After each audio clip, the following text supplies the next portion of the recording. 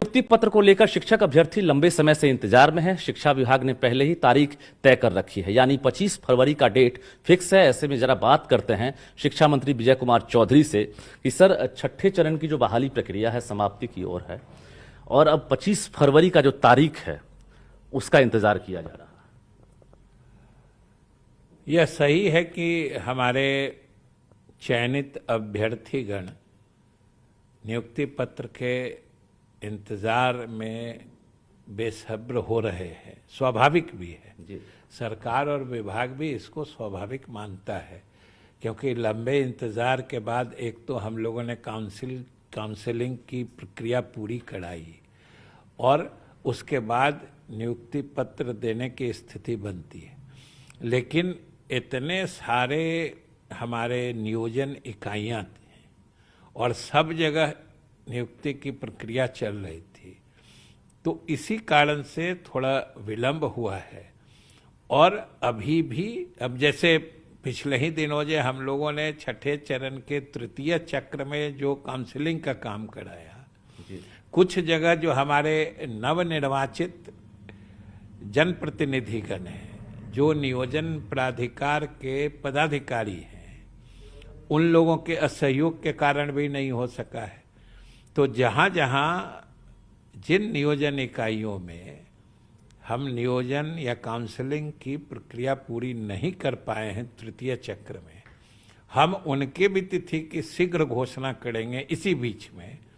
और जो नियुक्ति पत्र देने का जो शेड्यूल हम लोगों ने जारी किया है या जो हम लोगों ने इसकी मंशा है शीघ्र से शीघ्र देने की, विभाग उस पर कायम है और विभाग सारे यत्न कर रहा है कि हमारे चयनित अभ्यर्थियों को अब और न इंतजार करना पड़े और न और अधिक बेसब्री का आलम बना रहे।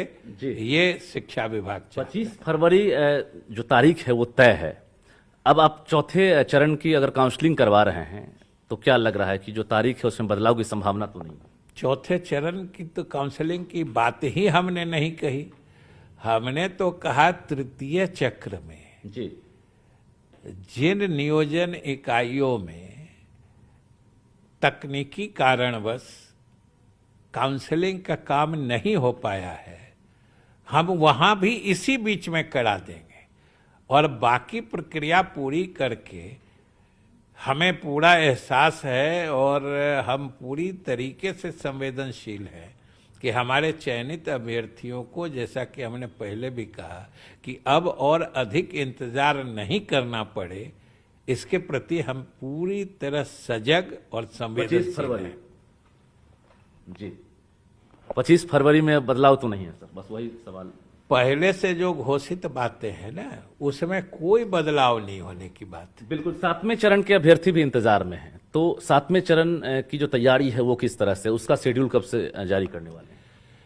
छठे चरण की प्रक्रिया पूरी होगी, उसके बाद बची हुई रिक्तियों का आकलन होगा, उसकी समीक्षा होगी, उसका रोस्टर क्लियरेंस होगा और उसके तत्काल बाद 7वें चरण की भी नियुक्ति की प्रक्रिया प्रारंभ। 7वें चरण में क्या सिर्फ माध्यमिक वाले शामिल होंगे या फिर प्रारंभिक वाले जो टीईटी वाले हैं उन्हें भी मौका मिलेगा? सीटेट दिसंबर जनवरी वाले को?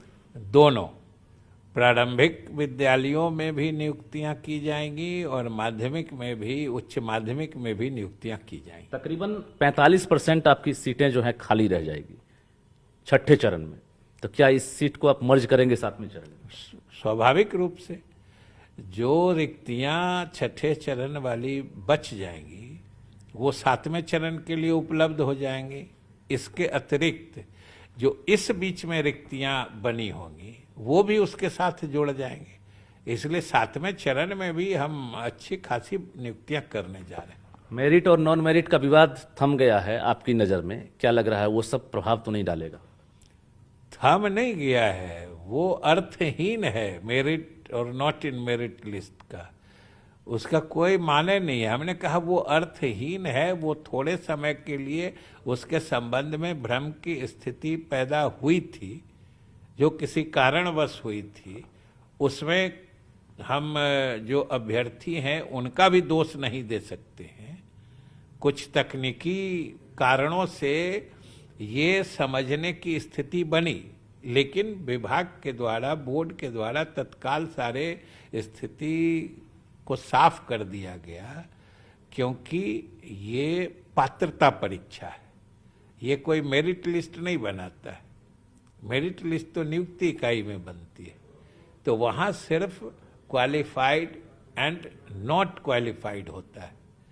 क्वालिफाइड लोगों का मेरिट लिस्ट तो नियुक्ति इकाइयों में बनता है, इसलिए वो किसी तकनीकी कारण से भ्रम की स्थिति उत्पन्न हुई थी, जिसे साफ कर दिया गया था। और मैं समझता दोनों शामिल होंगे, दोनों शामिल होंगे, दोनों क्वालिफाइड है, दोनों योग्य बने रहेंगे। चलिए, और अब तो और अच्छी बात है कि हम लोगों ने भी निर्णय ले लिया है एनसीटीई के तर्ज पर कि एक बार क्वालिफाइड फॉर लाइफ टाइम, एक बार जो पात्र हो गए जी, वो जिंदगी भर के लिए उनकी पात्रता बने रहेगी, बशर्ते उम्र सीमा तक। अभ्यर्थी बेसब्री से इंतजार कर रहे हैं और इस बार चाह रहे हैं कि 25 फरवरी को नियुक्ति पत्र मिले, सबसे पहले मुंह मीठा करेंगे शिक्षा मंत्री विजय कुमार चौधरी का।